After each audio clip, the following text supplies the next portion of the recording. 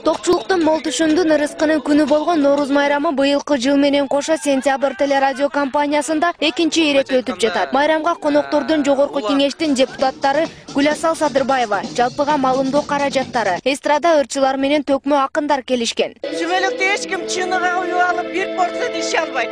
Туура ошол чымбалак менен жегенде дагы бул тоюмчулукта ток кармайт кишини ошондуктан мен да ошону каалайт элем, жалпы элге токчулук каалайт элем.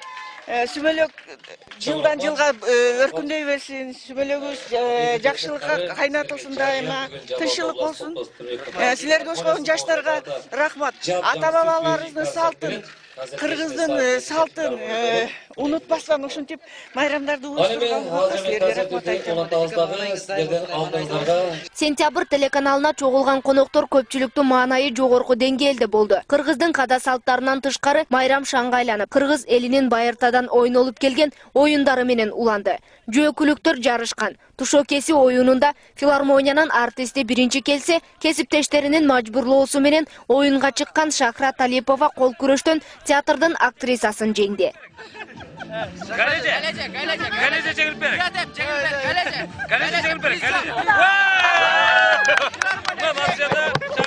Эми жеңейин дегенде эле ойнойн дегенде эле мен эмен баягы ниетим жок болчу да.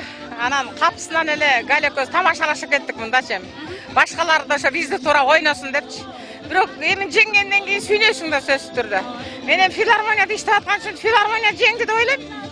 Ошол. Биз дагы сиздин жеңишиңиз менен куттуктайбыз. Рахмат.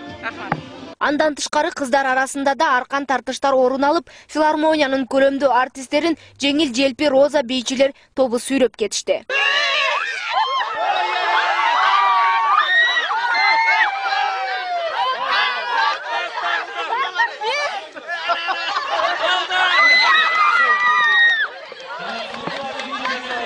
Урматтуу телекөрүүчүлөр, өзүңдөр көргөндөй эле роза бийчилер тобу жеңишке жетишип турган кыздар, айтсаңар маанайыңар кандай? Аябай толкундан турсаңар. Кичинекей болгонубузга карабастан филармонияда иштеген эжелерди утуп койдук да. Эжелерди биз өзүбүз кичинекей. Нооруз майрамы эл майрамы болгондуктан Сентябрь каналы бардык конокторду майрамга чакырып, келген коноктордун саны үзүлбөй. Жаштар үчүн кызыктуу оюн бийлер менен коштолду. Бул тууралуу 21 март Сентябрь каналынын эфиринен толук көрсөңүздөр болот. Нурсулуу Иманбекова, Казыбек Курманбеков, Сентябрь, Жалалабад.